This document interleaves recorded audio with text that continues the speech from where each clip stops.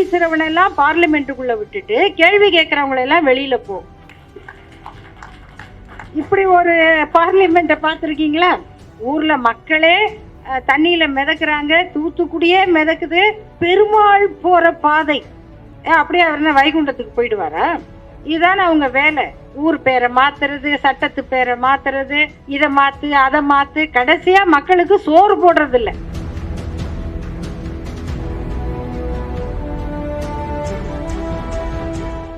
நேரத்தின் அருமை கருதி மேடையிலும் அரங்கிலும் அமர்ந்திருக்கும் அனைவருக்கும் என்னுடைய வணக்கத்தை தெரிவித்துக் கொள்கின்றேன். பிரச்சாரத்தில் வளர்ந்த இயக்கம் திராவிட இயக்கம், பேசி வளர்ந்த இயக்கம், எழுதி வளர்ந்த இயக்கம், நாடகம் நடித்தது, போராட்டங்கள் நடத்தியது, அத்தனையும் நமக்கு பிரச்சாரம்தான். ஆனால் பிரச்சார இயக்கத்திற்கு இப்பொழுது ஒரு திகைப்பு ஏற்பட்டிருக்கிறது. ஏன்னா இன்றைக்கு நமக்கு எதிராக நிற்பது பொய் பிரச்சார இயக்கம். நீங்க கொள்கை பிரச்சார இயக்கத்தை கொள்கையால் எதிர்த்து பேசி வெல்வது இயற்கை, எளிது.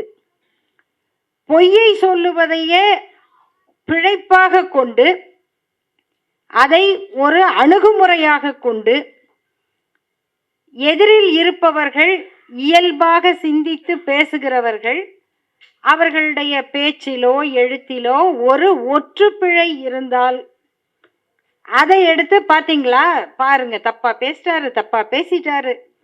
ஆனால் பொய்யையே தயாரித்து 10 பொய்கள், இன்று பரப்ப வேண்டிய 10 பொய்கள் காலையில 5 மணிக்கு போயிருது எல்லாருக்கும். அந்த எல்லா குழுவிலையும் வரும், உங்க எல்லா குழுவிலையும் வரும். எப்படி வரும்? காலையில 5 மணிக்கு அவங்களுக்கு போயிடுது. இன்னைக்கு இதை எல்லா குழுவிலும் பரப்ப வேண்டியது உங்களுடைய பணி. இப்படி ஆசிரியர் ஐயா அவர்கள் சொல்லுவார்கள், அதாவது ஜனநாயகத்தையும் பகுத்தறிவையும் பரப்ப வேண்டிய நாம் ரொம்ப பழைய மாதிரியில பிரச்சாரம் பண்ணிக்கிட்டு இருக்கோம். அழிவு சக்தி அன்சைன்டிபிக் பார்ட்டி ரொம்ப சயின்டிபிக்கா வேலை செய்யறோம்.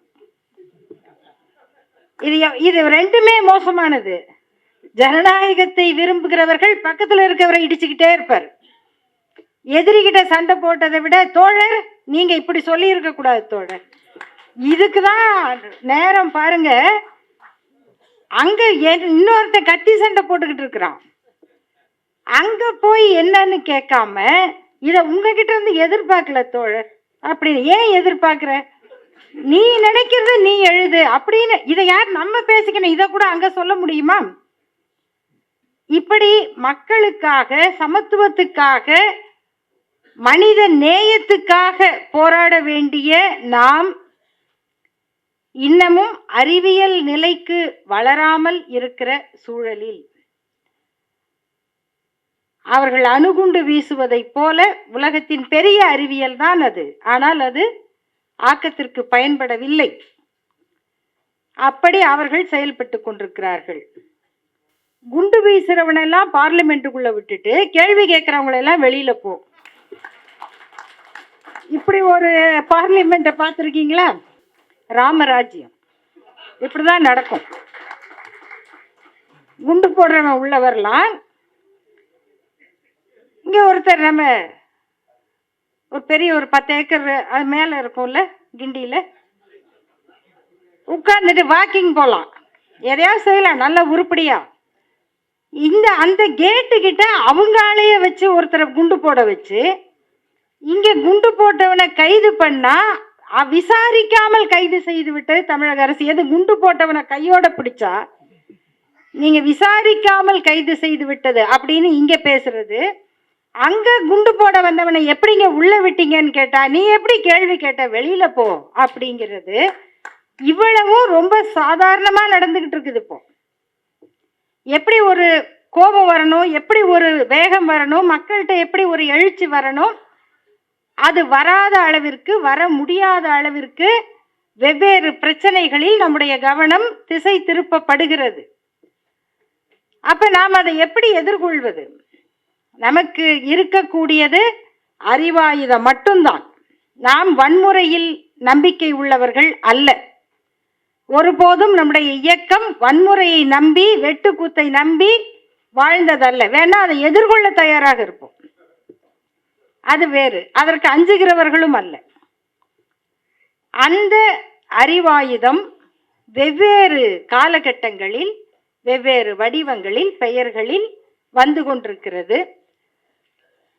தம்பி ரவி அவர்கள் குறிப்பிட்டார், பகுத்தறிவு, குடியரசு இதெல்லாம் வரும் பொழுது ரிவோல்ட், புரட்சி வருகிறது.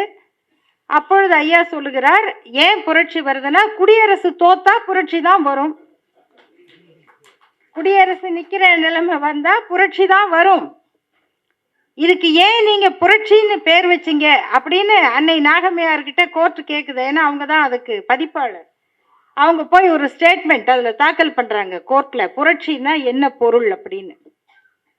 இன்னைக்கு அந்த செய்திகளை எடுத்து பார்க்கும் பொழுது அண்ணன் சுபவி அவர்கள் குறிப்பிட்டார்கள், அந்த பெண்களுடைய வரலாற்றை தேடி போகும் பொழுது இவ்வளவு நமக்கு எங்க இருக்கு, நம்ம ஏடுகள்ல இருக்கு.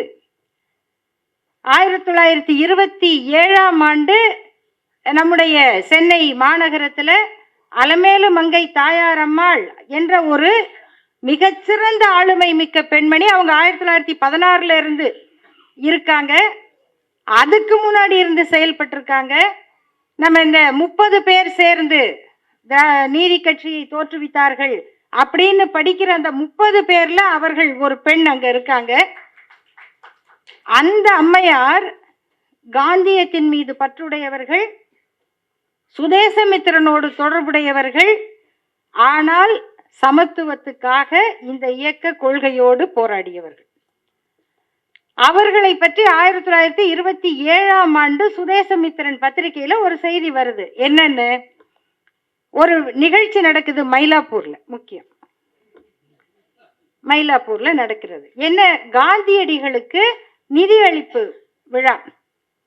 அந்த நிதியளிக்கிற கூட்டத்தில் இந்த அம்மையாரும் பேசியிருக்கிறார், லேடி சதாசிவ ஐயர் பேசியிருக்கிறார், டாக்டர் முத்துலட்சுமி ரெட்டியார் பேசியிருக்கிறார். இந்த செய்தியை குறிப்பிட்டு எழுதுகிற சுதேசமித்திரன் பத்திரிகை அவர் பேசினார் இவர் பேசினார் என்பதோடு அலமேலு மங்கை தாயாரம்மாள் பேசினாள் அப்படின்னு எழுது. அதற்கு இந்த அம்மையார் வருத்தப்பட்டு திராவிடன் இதழில் எழுதுகிறார்கள். திராவிடன்ல வருகிறது, இப்படி சுதேசமித்திரன் எழுதியிருக்கு.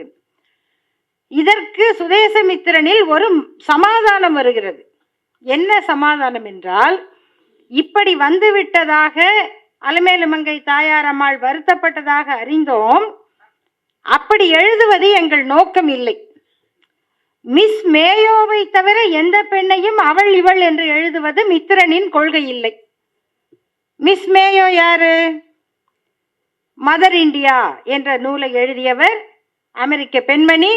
இந்தியாவுக்கு வந்து இங்கு நடக்கிற பண்பாட்டு சனாதன தர்மத்தில் எரிக்கப்பட்ட பெண்களை, மொட்டையடிக்கப்பட்ட பெண்களை, மூட நம்பிக்கையில் பேயாடி கொண்டிருந்த பெண்களை பற்றி எழுதினார். இன்னும் நிறைய எழுதினாங்க. அதுக்கு மகாத்மா காந்தி கோவப்பட்டார். அவங்க வந்து குப்பை தொட்டியை திறந்து பார்த்துட்டு இந்தியாவே குப்பை அப்படின்ட்டாங்க, அவங்க வந்து குப்பைக்காரி, இப்படியெல்லாம் பெரியவங்களே பேசினாங்க. இவங்க வந்து பாரதியார் அவர் பெண்ணை மதிக்கிறவர், அதனால மேயோ என்கிற கழுதை அப்படின்னு எழுதினார். இன்னும் நிறைய, அவ்வளவு கோபம் அவங்க மேல. அதாவது நாங்க இப்படிதான் இருப்போம், நீங்க சொல்லக்கூடாது, அவ்வளவுதான். சரி, அதற்கு சுதேசமித்திரன் அந்த அம்மா எழுதினது உங்களுக்கு முரண்பாடு இருக்கலாம், அதுக்காக அவள்னு எழுதணுமா? அவங்கள தவிர வேற யாரையும் எழுதுறது எங்க கொள்கை இல்லை. இப்படி நடந்து இந்த அம்மையார் வருத்தப்பட்டதுக்காக நாங்க வருத்தப்படுறோம். மன்னிப்பெல்லாம் கேட்கல, அது வேற. எதுக்கு மன்னிப்பு கேட்பாங்க அது வேற. இந்த அம்மாட்ட போய் மன்னிப்பு கேட்பானே, அவங்க என்ன கவர்மெண்டா? ஆகையினால எதுக்கு நாங்க வருத்தப்படுறோம் அப்படின்னு ஒரு சமாதானம். இப்படி ஒரு சமாதானம் என்பதை குடியரசு பத்திரிகையில தந்தை பெரியார் எடுத்து போடுறாரு. இதற்கு மீண்டும் அந்த அம்மையார் பதில் எழுதினாங்க. அதுதான் நண்பர்களே வரலாறு. மித்திரன் ஒன்று கிடக்க ஒன்று எழுதி கொண்டிருக்கிறது. அவமரியாதையிலும் எழுத கை ஓடுகிறது. அவங்க மொழியை பாருங்க. ஒரு பத்திரிகைங்கிறது என்ன? தெரியாமல் எழுதிவிட்டார்களாம்.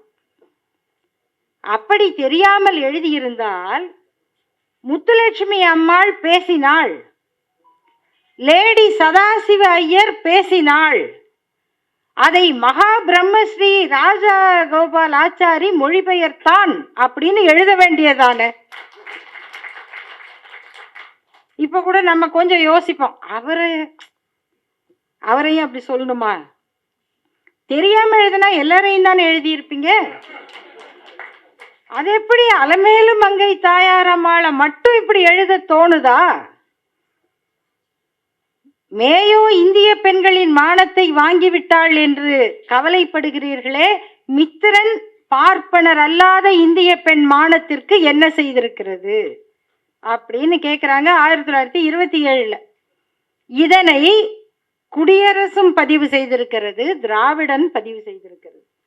அப்ப இந்த ஏடுகள் இல்லை என்று சொன்னால் இன்றைக்கு ஒரு நூற்றாண்டு முடிவடைய போகும் பொழுது நாம எங்க போய் இதை எடுக்கிறது? அப்போ ஒரு இதழினுடைய பணி, ஒரு பத்திரிகையின் பணி என்பது எத்தகைய ஒரு ஆவணம்.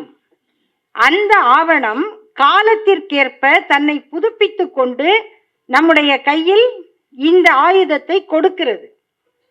அத்தகைய ஒரு புதிய வரலாற்று ஆவணம்தான் திராவிட முழக்கம் என்ற படிப்பதற்கு எளிய இதழாக வருகிறது. இது அதில் கொடுக்கப்பட்டிருக்கிற செய்திகள். இது அநேகமாக இன்னும் கொஞ்சம் திட்டமிட்டு பொருளடக்கம் எல்லாம் போட்டு வர வேண்டி இருக்கு. எழுத்து பிழைகள்லாம் இருக்கு. அவசரமாக தானே நம்ம தயாரிக்கிறோம். இன்னும் அது முழுமையாக சிறப்பாக வெளிவரும். அதில் நம்முடைய ஐயா கவிஞர் கருணானந்தம் அவர்களுடைய உரைகளை கேட்டுதான் நாங்கள்லாம் நிறைய தேடி படிக்கிறோம், அதிலிருந்து பேசுகிறோம். அவர்கள் சனாதனத்தை பற்றி எழுதுகிறார் ஒரு தொடர். எடுத்த உடனேயே அயோத்தி மேலே தான் போய் விழுகுது ஆயுதம். நம்முடைய எம்பி அவர்கள் சொன்னார், அவங்க அதோட விடலை, அந்த அரசியலை அப்படியே வைத்து கொள்ளுவதற்காக அடுத்து காசிக்கு வந்திருக்காங்க. அவங்க அதுக்காக வரல, அவங்க அரசியலே அதுதான். ஊர்ல மக்களே தண்ணியில மிதக்குறாங்க, தூத்துக்குடியே மிதக்குது. பெருமாள் போற பாதை அப்படியே அவர் என்ன வைகுண்டத்துக்கு போயிடுவாரா? பெருமாள் போற பாதை இதுதானே அவங்க வேலை. ஊர் பேரை மாத்துறது, சட்டத்து பேரை மாத்துறது, இதை மாத்து அதை மாத்து, கடைசியா மக்களுக்கு சோறு போடுறதில்ல, நிம்மதியாக வாழ விடுறதில்ல. அப்ப எப்படி மதத்தை பத்தியே பேசிக்கிட்டு இருக்க முடியும்? எப்படி அடுத்தவரை எதிரியாக பார்த்து கொண்டிருக்க முடியும்? எப்படி இதெல்லாம் நியாயப்படுத்த முடியும்? நண்பர்களே, ஐயா அவர்கள் கேட்டிருக்கிறார்கள, ஒழுக்கம். ராமனுக்கும் வாலிக்கும் நடக்கிற அந்த விவாதத்துல வாலி கேட்கிறான், என்னப்பா இது நியாயமா ஒழுக்கமா அப்படின்னு கேள்வியை வாலி கேட்கிறான். ராமர் சொல்றாரா, நோ, நீ தப்பு பண்ண இல்லை, நீ தம்பி பொண்டாட்டிய கூட்டு வந்த இல்லை, அது தப்பு தானே. அது கம்பனே கேட்குறான், எங்களுக்கு முதல்ல இதெல்லாம் பிரச்சனையே கிடையாது, கோவியல் தர்மம் உங்கள் குலத்தியல் பாகுமன்றோன்னு கேட்டான். இதுதான் கம்பன் எழுதுறான். அது ஒழுக்கம். அது உங்க அப்பாவுக்கு 60,000 பொண்டாட்டி இருந்து அது ஒழுக்கமான்னு அவர் கேட்க தெரியல. அதெல்லாம் விட்டுட்டாங்க. ஆனா இந்த ஒழுக்கத்தை சொல்லுகிற ராமன் அப்படி மறைஞ்சிருந்து கொன்றது ஒழுக்கமான செயலா? இவங்கெல்லாம் மனைவியை வச்சு, தம்பியரை வைத்து, நாட்டை வைத்து சூதாடினார்களே, அது உங்க சனாதன தர்மத்துல வருதா? அதுபடி வாழ்ந்தவங்க தானே இவங்கெல்லாம். அதுல யார் யாரு கட்டை உருட்டுறாங்க? எல்லாரும் தானே. அப்ப இதெல்லாம் உங்க சனாதனத்தினுடைய பகுதியா அப்படின்னு, சனாதனம் என்றால் ஒழுக்கம், அதையா ஒழிக்கிறீங்க அப்படின்னு கேட்குறாங்களே. அந்த மாயாவாதத்துக்கான விடைகள் அதுல இருக்கு. ஒவ்வொரு பகுதியும் தேர்ந்தெடுக்கப்பட்டதாக இருக்கின்றன. அதை போல இன்னும் விரிவாக்கப்படுகிற வரும் இதழ்களில் இந்த நம்முடைய பெண்களின் வரலாறு இன்னும் நிறைய இருக்கு. நான் கொஞ்சம் தான் எடுத்திருக்கேன், முன்னுரை தான் நான் எடுத்திருக்கிறது. அது வரலாறு இன்னும் நிறைய இருக்கு. அவற்றை தேடி எடுத்து தன்னம்பிக்கை, தெளிவு, துணிவு, எளிமை இவை போதும் பெண்கள் வெல்வதற்கு என்று நம்முடைய பெண்கள் புரிந்து கொள்ளுகிற வழியில் அதற்கான முன்னோடிகளையும் நாம் அடையாளப்படுத்த வேண்டும். ஏன்னா இன்னைக்கு பெண்கள் படிச்சிருக்காங்க, படிக்க வச்சிருக்கோம். படித்த பெண்கள் நம்ம யாரால படிச்சோம்னு உணர்ந்திருக்காங்களா? அங்க எங்கேயோ நம்ம அவன் எப்படி கொண்டாந்து பாடத்திட்டத்துல போடுறான், எல்லாத்தையும் நம்ம போடல. நம்ம பிரச்சாரம் நம்ம பண்ணக்கூடாதுன்னு நினைச்சிட்டோம். ஆனா நாம சொல்லி இருக்கணும், இனிமேலாவது சொல்லணும். அப்பதான் அவங்களுக்கு தெரியும். இவங்கெல்லாம் இன்னைக்கு நம்மளை பார்த்து சுதேசமித்திரன்லயோ ஹிந்துலயோ தமிழ் தினமணிலையோ அவள் பேசினாள் அப்படின்னு எழுத முடியாதுங்கிறதுக்கு ஒரு அலமேலுமங்கை தாயாரம்மாள் 1927 பேசினாங்க. அப்படிங்கிறது இன்றைக்கு படிக்கிற பார்ப்பனர் அல்லாத பெண்ணுக்கு தெரியுமா? அதை தெரிய வைக்க வேண்டியது நம்முடைய கடமை. படித்த பெண்கள் இன்றைக்கு தங்களை அலங்காரம், மூட நம்பிக்கை, தன்னம்பிக்கையின்மை இதுல போட்டு முழுகி கொண்டிருக்கிறார்கள். அதிலிருந்து அவர்களை மீட்டு அறிவு, எளிமை, வலிமை என்பதை நோக்கி நம்முடைய பெண்களை நகர்த்த வேண்டிய வேலையும் இருக்கிறது. இவற்றை எல்லாம் சேர்த்து பேராசிரியர் சுபவி அவர்கள் சொன்னதை போல இது அப்படியே ஒரே நாள்ல புரட்சி நடத்துகிற நோக்கம் அல்ல. இதனால் வரலாம், ஆனால் நாம் எல்லோரும் சேர்ந்து இயங்க வேண்டிய காலம். அதை போல் ஒவ்வொருவரும் ஒரு இயக்கமாக செயல்பட வேண்டிய காலம்.